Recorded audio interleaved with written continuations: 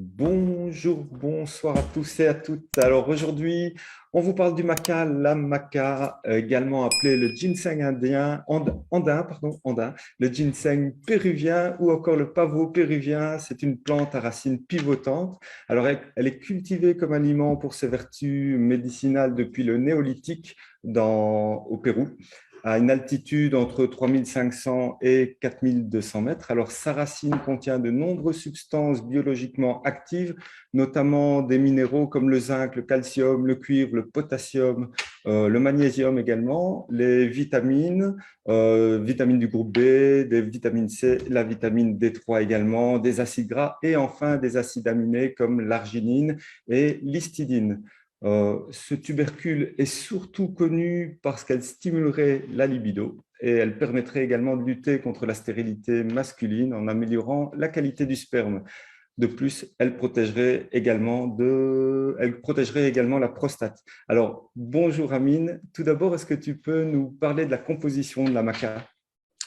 Bonjour Cédric et donc bonsoir Cédric, bonsoir tout le monde. Donc la maca, comme tu l'as bien décrit, c'est une plante en Mhm. réalité adaptogène. Donc un peu dans le même registre que le ginseng, le ginkgo biloba, l'ashwagandha, etc. Donc c'est une plante qui a des effets pléotropes, qui agit sur différentes voies, et ça fait partie de la famille des crucifères en réalité.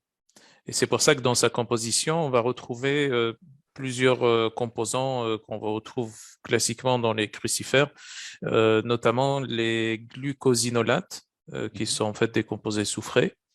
Donc on retrouve aussi dans les autres aliments de la famille des crucifères comme le radis, comme le chou de Bruxelles, Mhm. brocoli, etc.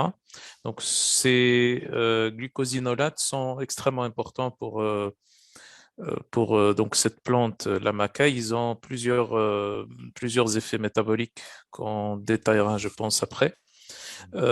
Également, ça contient des polyphénols, surtout des polyphénols de type flavonoïde aussi. Donc, ces polyphénols-là, ils ont un effet également métabolique très prononcé, et font partie aussi donc des principes actifs et des composants actifs de la maca. Et puis, ça contient également des nutriments classiques, donc surtout par exemple de la vitamine C. La maca est bien connue pour sa richesse en vitamine C, Mhm. mais en même temps aussi en fer.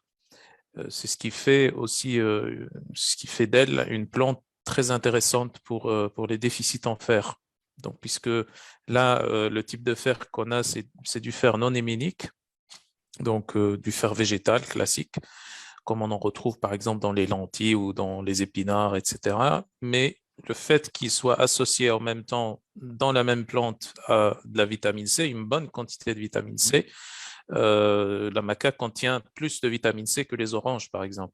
Donc, ça fait qu'il va être réduit, donc ce fer non héminique qui sera réduit au niveau du tube digestif et ensuite donc réduit en fer héminique et ensuite absorbé. Donc, ça améliore l'absorption du fer non héminique, ce qui est connu pour tout type de fer donc, qui provient d'une origine végétale. Donc ça contient aussi d'autres composés hormone-like.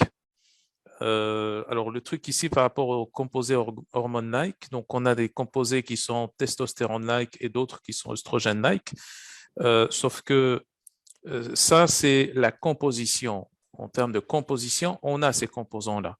Par contre, en termes cliniquement parlant, il y a quelques études cliniques et même chez l'animal aussi qui ont été faites sur le taux, par exemple, de testostérone ou le taux d'œstrogène pendant, plutôt avant et après la prise de maca. Et donc là, on n'a pas observé des différences significatives. Mais les composants hormone-like existent. Et comme on le verra après, ils ont aussi un effet très intéressant sur certaines situations physiologiques aussi. On trouve aussi d'autres acides aminés, comme tu l'as très bien décrit, donc de l'arginine, de l'ornithine, de la citrulline.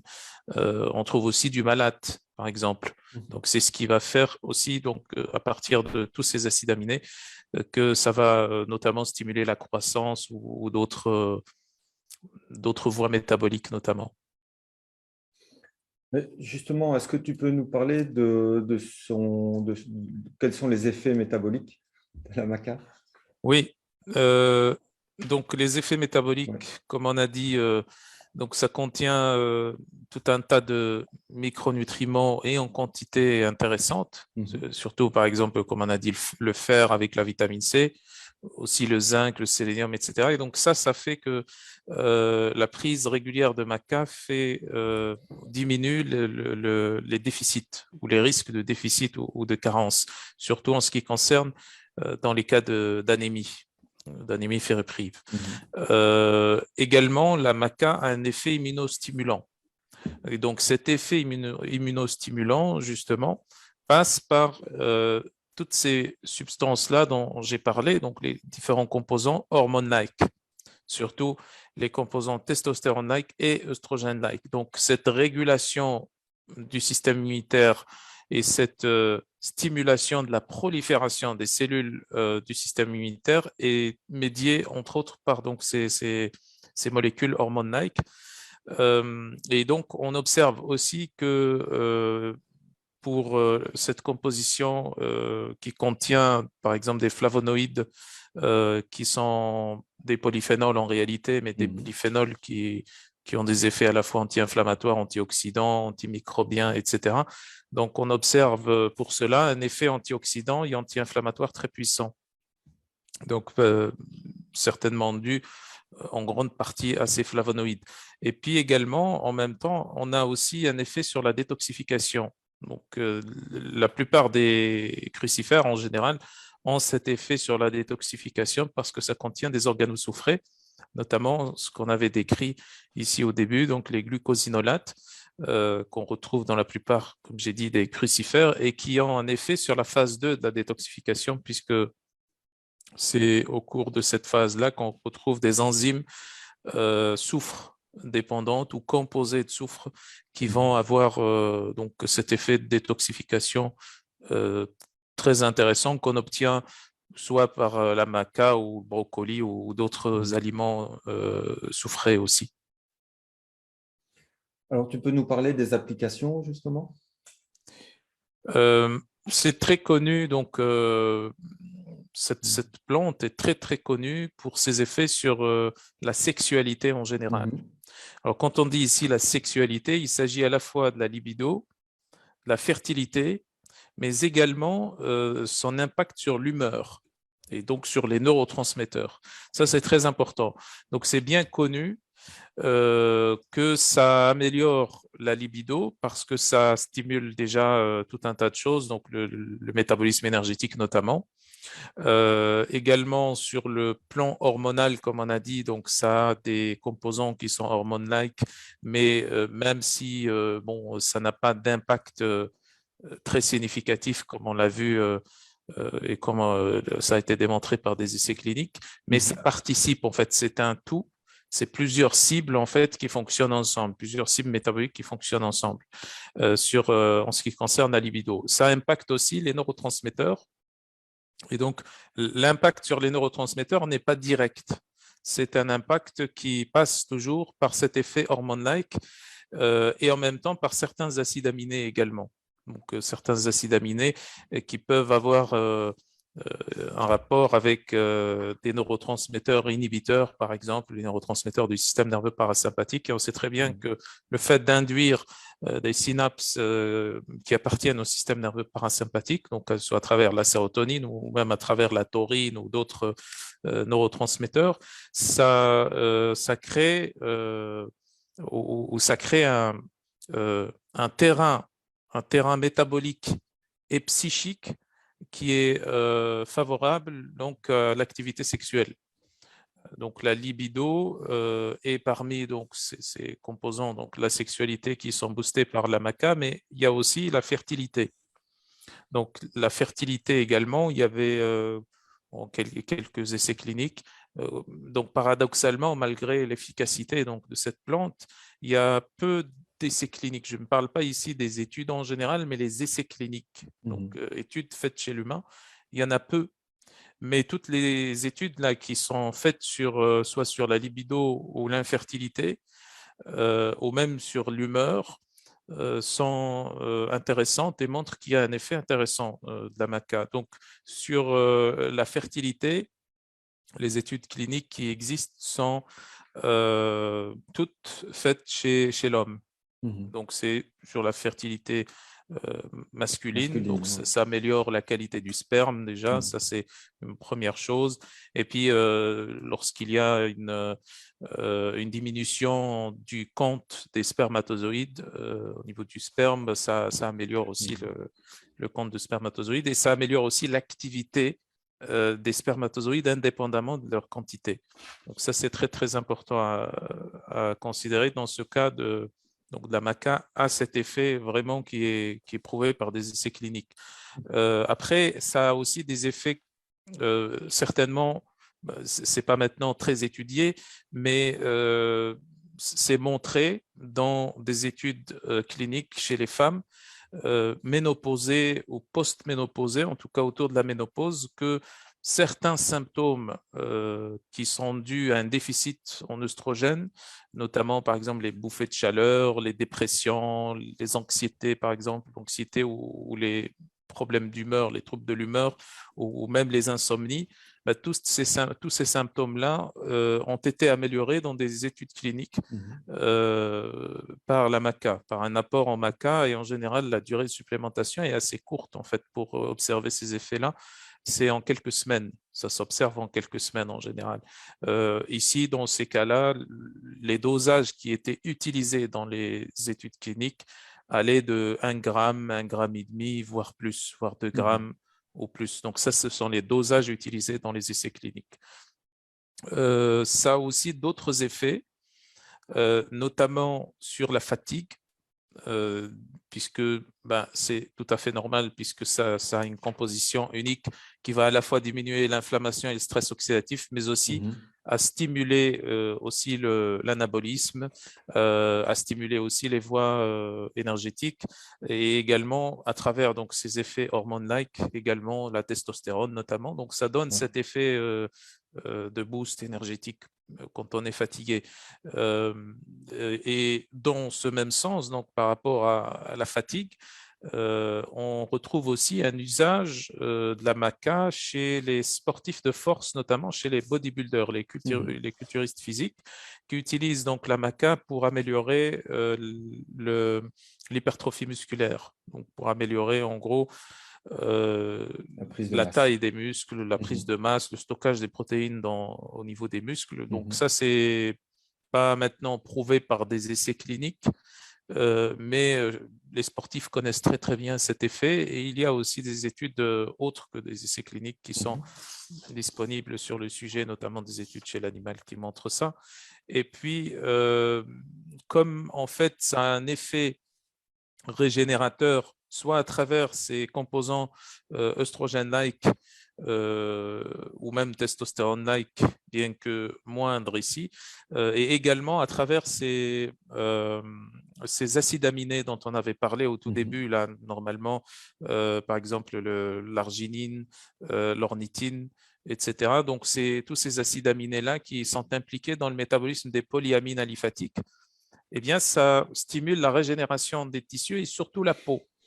Et ça ne stimule pas uniquement la régénération de la peau, c'est uniquement un protecteur contre les rayons UV. Vous savez que les rayons UV sont nécessaires pour synthétiser la vitamine D, mais c'est uniquement une fraction de ces rayons UV qui est nécessaire pour cette synthèse. Le reste des rayons UV agressent la peau et donc, plusieurs des composants qu'on a dans le maca permettent justement de protéger la peau contre cette problématique-là et donc contre les rides, contre le vieillissement. Mhm. Et il y a quelques études, là, ce pas des études cliniques, mais des études précliniques et même in vitro qui montrent que ça pourrait jouer un rôle dans la prévention contre le cancer de la peau. Aussi, si, alors on a aussi pour pas oublier donc la prostate. Mhm. Vous savez que plus on vieillit, donc donc les hommes, plus ils prennent de l'âge, plus en général ils ont un risque de développer des troubles de la prostate Et en général, le trouble le plus répandu de la prostate, c'est l'hypertrophie bénigne de la prostate, où là, la prostate grandit en taille et ça crée tout un tas de problématiques. Et donc, il a été montré aussi que la maca, il y a 2 essais cliniques disponibles pour l'instant. La maca diminuait la taille de la prostate chez les personnes âgées. Donc ça, c'est c'est-à-dire c'est très étudié pour l'instant, mais il y a quand même empiriquement, cliniquement, on voit qu'il y a un effet dans ce sens-là, en tout cas en ce qui concerne la prévention de l'hypertrophie bénigne de la prostate. Et puis, dernièrement, il y a aussi quelques études sur les capacités d'apprentissage et de mémorisation. Donc, ça a une action directe sur l'hippocampe. Surtout par tout ce qui est polyphénol, donc les flavonoïdes, et également ces composés aussi hormones-like. Donc ça, c'est un peu, on va dire, un résumé des applications qu'on peut faire donc, du maca, mis à part ce qu'on a dit sur la sexualité.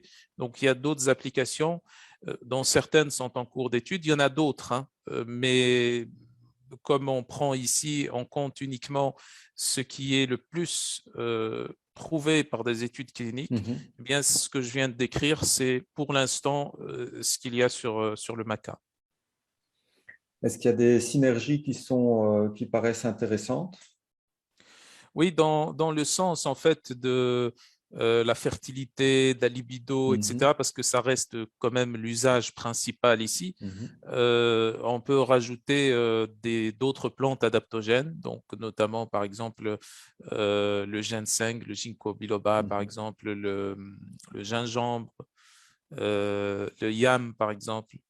Et puis comme micronutriments, on peut rajouter tout ce qui est gamme de micronutriments qui interviennent également dans la libido et la fertilité, comme la coenzyme Q10, la vitamine E, le sélénium par exemple aussi, le zinc, les oméga 3 aussi, l'arginine également, très importante aussi, surtout pour les problèmes d'érection. Donc l'arginine et la coenzyme Q10 sont très importantes pour les problèmes d'érection parce que là, on a besoin d'une vasodilatation. Et l'arginine, comme c'est une source d'oxyde nitrique, et la coenzyme Q10 aussi, comme ça protège l'oxyde nitrique contre le stress nitrosant ou nitrosatif, ça produit en fait une meilleure dilatation et ça crée une amélioration pour ces problématiques de troubles de l'érection.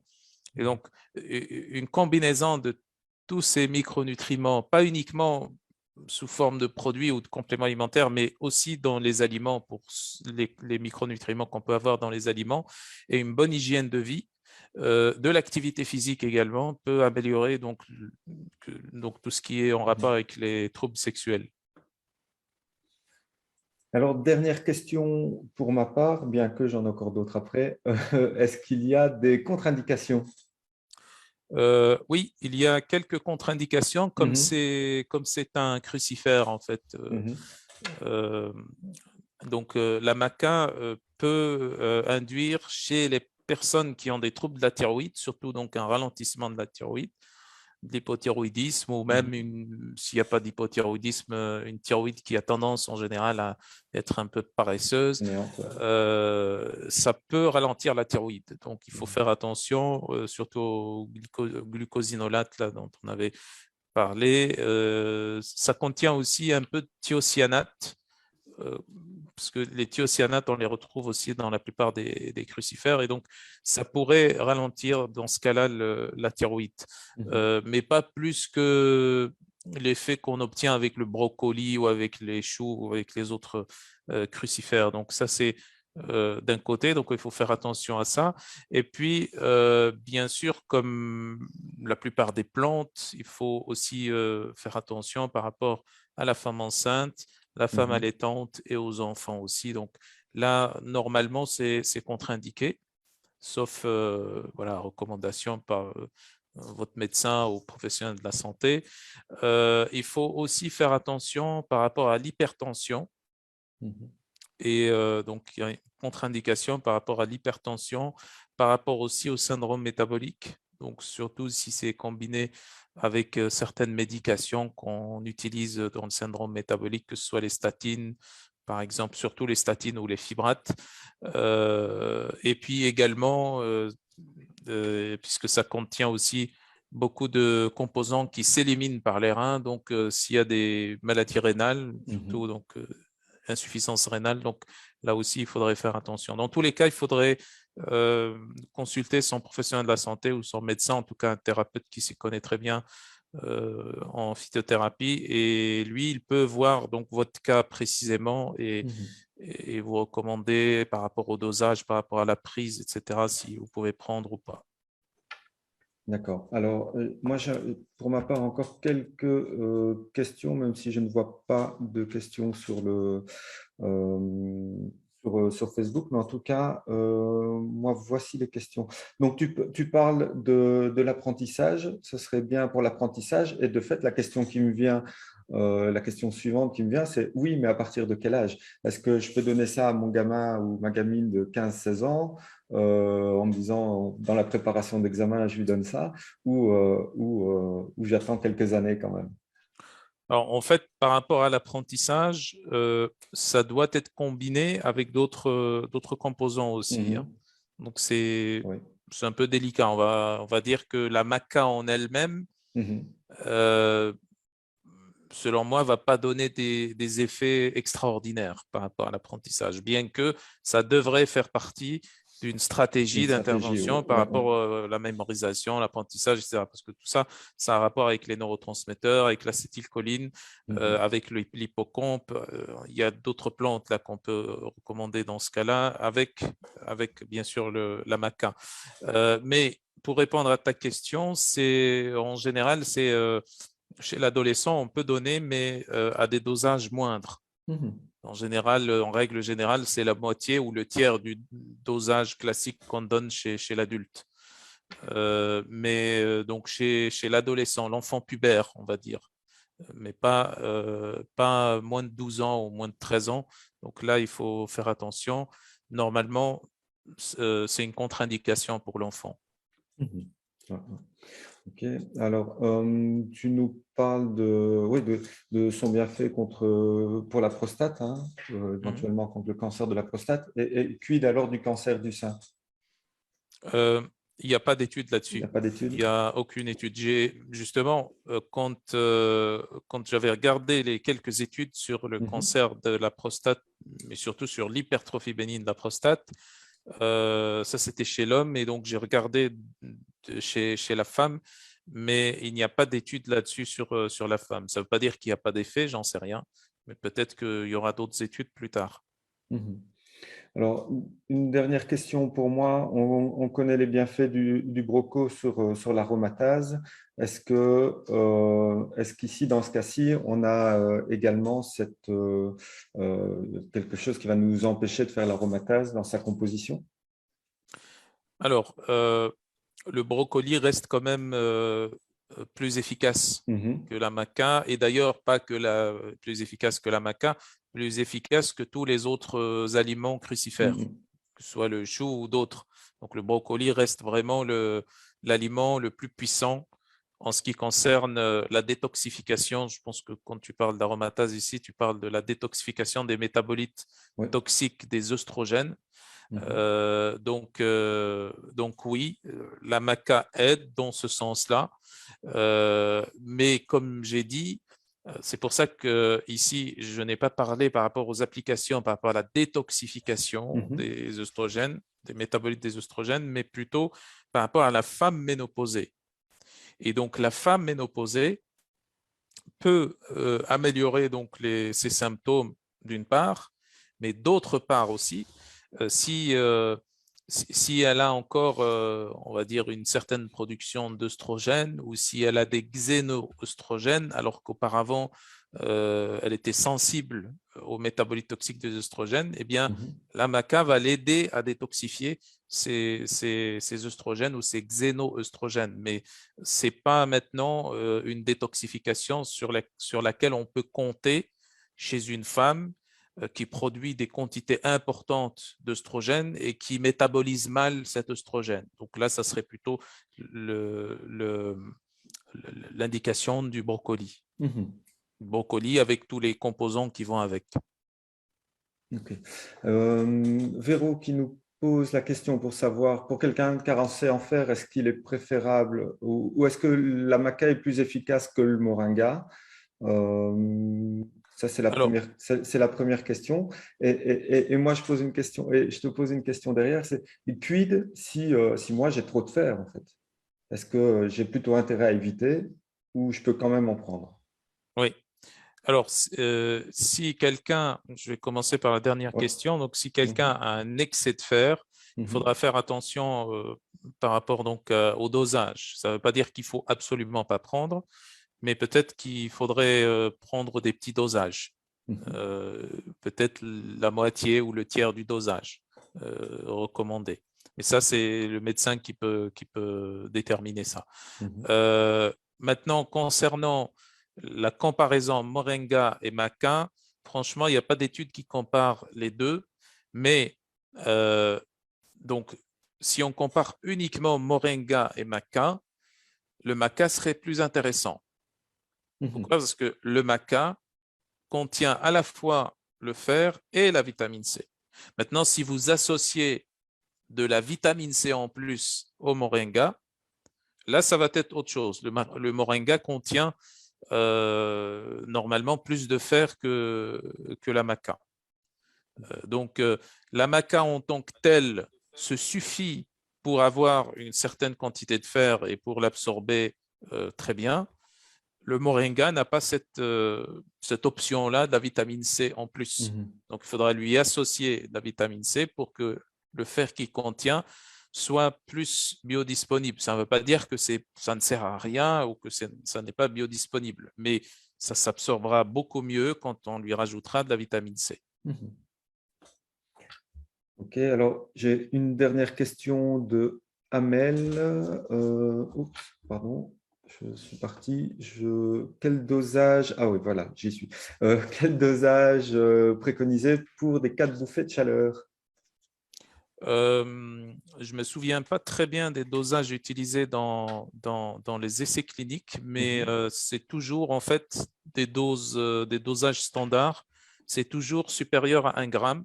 Donc là, il n'y a aucune étude clinique qui a montré des effets, quels qu'ils soient, donc ménopause ou pas, sur des dosages inférieurs à 1 gramme. Donc c'est 1 gramme, peut-être 1 gramme et demi, voire 2 grammes. Donc là, je n'ai pas le chiffre exact, mais voilà, pour le maca, c'est 1 gramme au plus, quelle que soit l'indication. Ok, ça va.